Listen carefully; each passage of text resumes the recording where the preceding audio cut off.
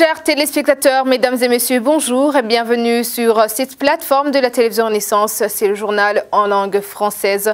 Tout de suite, les titres. Pas de négociation entre le pouvoir de Bujumbura et se qualifier de putschiste. Ce sont les propos de Pierre Nkurunziza dans une conférence de presse tenue ce vendredi. S'asseoir ensemble et trouver une solution durable à la crise burundo-burundaise est le message de la conférence épiscopale du Burundi donné aux politiciens burundais. C'était à l'occasion des fêtes de Noël. Les réfugiés burundais au Rwanda continuent à faire face à leur vie d'exil à travers différentes activités génératrices de revenus. Aujourd'hui, on va se rendre dans le district de Musanze, c'est au nord du Rwanda.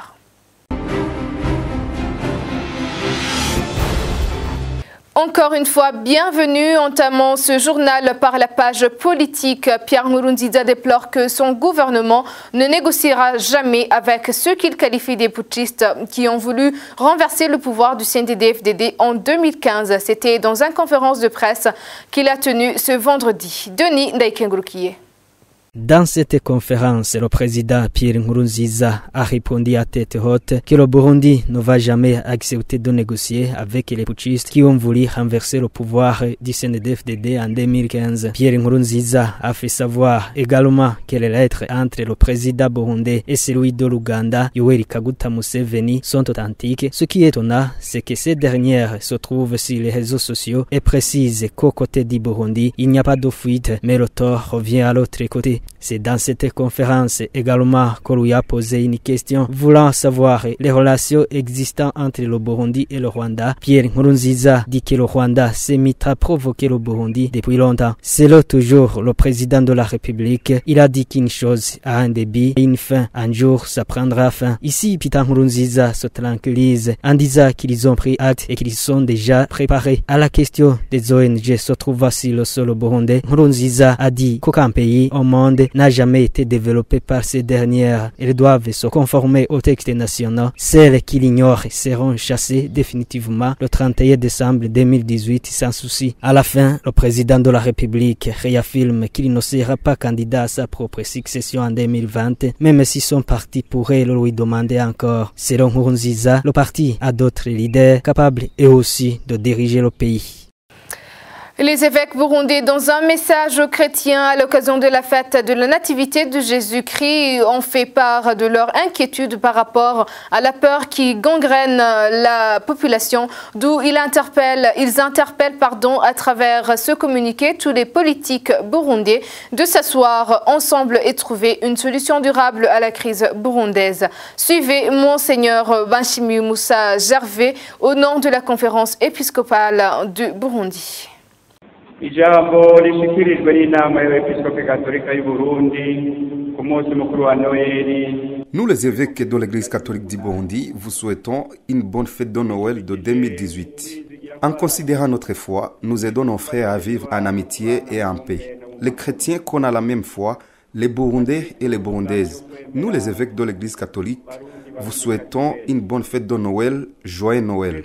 Mais au regard de la situation qui prévaut dans notre pays, le chemin à parcourir est encore long pour que cela s'y réalise. Le pas que nous avions franchi en matière de pardon, réconciliation, à base de l'expérience des synodes célébrés dans nos différents diocèses, avait permis aux gens de se rapprocher les uns des autres. La mise en application de plusieurs dispositions de l'accord d'Arusha signé en 2000, notamment de celles qui concernent l'instauration et la consolidation d'un régime démocratique, avait reconforté beaucoup de cœurs aussi bien parmi les politiciens que parmi les citoyens eux-mêmes. Le rapatriement libre et volontaire de beaucoup de réfugiés qui avaient fui le pays avait rassuré pas mal de concitoyens. Le degré auquel on était arrivé dans le libre exercice de nos droits et notamment de la liberté d'expression nous avait valu une bonne réputation sur la scène internationale. Il y avait bien d'autres signes porteurs d'espoir que nous pourrions encore citer. Estimez-vous qu'il y a entre les politiciens confiance suffisante qui leur permettrait de s'asseoir ensemble et de dialoguer pour chercher les solutions aux problèmes qui hantent le Burundi? Or, s'il n'en est pas ainsi, cela ne peut guère rassurer tous les Burundais, surtout ceux qui, ces dernières années, ont dû trouver refuge à l'étranger. et à l'intérieur même du pays, n'y en a-t-il pas peut-être qui vivent dans la peur et qui n'osent pas l'exprimer car intimidés par certains de leurs concitoyens? Puissent nos autorités administratives et les politiciens répondre à cet appel et s'ouvrir au dialogue qui réconcilie les Burundis ainsi qu'à toute autre initiative susceptible de nous apporter un peu plus d'espoir. bakugurukira ibiganiro binywanisha abarundi be n'ico cose cotuzanira umwizero usumbirije. Page politique encore, s'en prendre aux évêques de l'Église catholique est une preuve d'un manque de dignité notoire de la part de certains dirigeants au plus haut niveau du parti CNDD-FDD. C'est l'avis de Chevino Mugwengedzo, président du parti UPD Tigamiwanga, qui réagit après une série de messages pleins d'injures et de dénigrements sur les réseaux sociaux que les cadres du CNDD-FDD ont postés en réaction au discours de la conférence épiscopale des évêques catholiques du Burundi à l'occasion de la fête de Noël. Ces prélats avaient donné leur point de vue sur certaines problématiques au sujet de polémiques dans notre pays. Donc ça, c'est tout simplement un manque de dignité. On ne peut pas s'en prendre à un évêque. Pour le commun des mortels, on ne peut pas s'en prendre à un évêque. Un évêque, c'est quelqu'un qui inspire la société. C'est quelqu'un qui tient la société dans une situation d'harmonie. Et donc, moi je ne comprends pas, ou je ne sais même pas pourquoi aujourd'hui ils en sont là, parce que tous ces gens-là qui parlent aujourd'hui, qui osent aujourd'hui s'en prendre aux évêques, ils ont été un jour devant les évêques. Soit pour se repentir, soit pour... voilà. Donc, et ces gens-là, je les connais pour leur appartenance religieuse. Ils sont tous chrétiens. Dommage qu'un chrétien se mette à râler sur un évêque. C'est dommage. C'est vraiment un non-sens et un manque de dignité notoire au regard de la place qu'ont les évêques dans la société.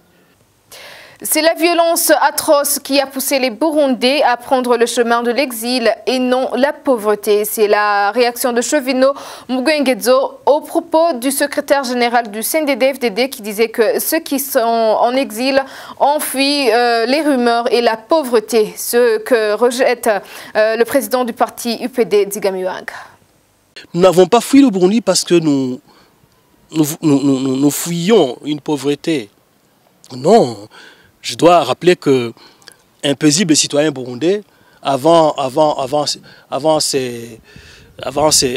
violence, un paisible citoyen burundais était capable de nouer les deux bouts du mois.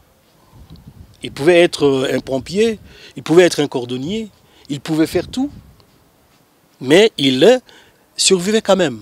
Donc si ce n'est pas parce qu'ils ont fui la pauvreté qu'ils sont aujourd'hui, qui dans un camp de réfugiés en Tanzanie, qui dans un camp de réfugiés au Congo, qui dans un camp de réfugiés en Ouganda, non, loin de là, ils ont fui justement parce qu'il a surgi une violence indescriptible, une violence que le Burundi n'a jamais connue, et c'est ça qui les a poussés à l'exil. Donc, dire aujourd'hui que nous avons fui parce que nous sommes pauvres et que l'extérieur nous assure la survie, je pense que ça, c'est vraiment un non-sens. Et ils savent pourquoi nous sommes là. Et maintenant, page éducation pour poursuivre ce journal dans le cadre de l'émission Défi de chez nous, en synergie des médias Radio Inzamba, RPA et la télévision Renaissance. Nous revenons sur les causes profondes de l'abandon scolaire au Burundi, qui va jusqu'à 9% des élèves inscrits à l'école qui abandonnent avant la fin de l'année scolaire. Selon l'ancien ministre de l'Éducation nationale, Gamaliel Ndaruzaniye, cela est largement dû au cours de la vie qui a monté amenant les parents dans l'incapacité de couvrir les besoins scolaires. Il indique que les enfants, de leur côté, sont démotivés par le fait que l'État n'a plus de capacité d'embaucher les lauréats des écoles de tous les niveaux. On l'écoute, il était au micro de Patrick Mitabaro. En 2018, j'ai essayé de voir les rapports disponibles. Je trouve qu'en 2014-15, le taux d'abandon était de 12%. et que l'année suivante, le taux d'abandon était de 10%. Ça veut dire qu'il y a un problème donc chronique de taux d'abandon qui avoisine 10% sur au moins 3 années ou 4 années consécutives. Ce problème donc me semble chronique et constant et nécessite une analyse approfondie du système d'éducation nationale. Pourquoi ces abandons afin d'y remédier. Quelles sont les raisons de ces abandons? Probablement, je n'ai pas pu trouver un rapport complet, mais on rapporte la pauvreté des familles pour ne pas avoir les fonds nécessaires demandés par l'école. La santé de l'enfant est importante. S'il n'a pas bien mangé chez lui, il n'a pas bien mangé à l'école, il n'a pas la force de suivre. La pauvreté entraîne à un certain âge le sentiment qu'il fallait chercher soi-même l'argent. Les enfants qui ont un peu de capacité physique après la 5e sûrement ou peut-être en 2e sont envoyés chercher de l'argent. J'ai noté les gens des zones orifères de Muyinga, de Chimitoke, de Bubanza qui préfèrent aller assister ceux qui font l'utilisation de l'or plus que d'aller à l'école avoir un peu d'argent. Il y a un peu aussi une certaine déception dans les attentes de l'école. Pourquoi les enfants n'ont pas du engouement d'aller à l'école? Il y a un problème quelque part qui les déçoit. Est-ce que ceux qui sont avant eux ont réussi, ont été diplômés? Quel est le traitement actuel? Ont-ils eu de conditions meilleures de vie parce que diplômés plus qu'eux?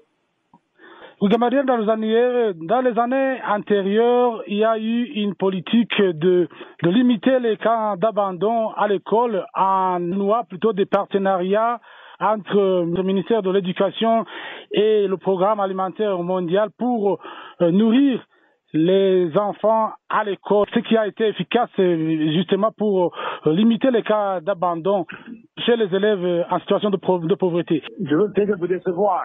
Je crois qu'il faut féliciter ceux qui nous ont aidés à apporter à manger aux enfants à l'école, mais cela ne contribue pas nécessairement à réduire le taux d'abandon. Ils mangent à l'école pendant la journée, mais comment ils mangent le soir et le matin, nous ne le savons pas. Donc, c'est une assistance louable, mais si on veut que la cantine scolaire soit un élément stabilisateur, il ne faudrait pas qu'elle soit faite pour les démunis seulement. Il faudrait qu'elle soit faite pour l'école à un certain niveau, pour tous les élèves, dans les mêmes conditions, et accès à ce repas de midi. Dire qu'on fait un repas pour les démunis seulement, c'est vraiment une assistance temporaire qui ne contribue à la stabilisation absolument pas, et puisque probablement quand l'école est bonne, on devrait arrêter cela. Et quelquefois les enfants qui vont à l'école, c'est juste quelque chose de compensation. Ce n'est pas dans le système alimentaire normal de l'enfant de son niveau à l'école. Donc je crois qu'on a aidé, c'est louable, mais je crois que ça n'aide pas à rester à l'école, puisqu'ils sont déjà particularisés, qui ne sont pas capables, qui sont pauvres. Donc c'est une assistance qui n'est pas nécessairement un encouragement à aller à l'école. Et enfin, pour clore ce journal, certains réfugiés burundais ont bel et bien compris que la vie doit continuer malgré qu'ils soient en dehors de leur pays. Parmi eux se trouve Eric Karorero, habitant actuellement le district de Musanze, c'est au nord du Rwanda. Aujourd'hui, il assure la gestion d'Ambar et affirme qu'il a retracé son chemin pour continuer à subvenir à ses besoins en exil. Bertrand Ngendakurio est allé le rencontrer à Musanze, son reportage. Situé à 69 km de la capitale Kigali, le bar est appelé Matrix. C'est à l'entrée de ce bar qu'on découvre Eric Karorero. Il porte une culotte et un maillot de sport en train d'accueillir les clients. Muni d'un poste téléviseur et d'une propriété notoire, le bar-restaurant est apprécié par les clients qui s'intéressent aux matchs de football.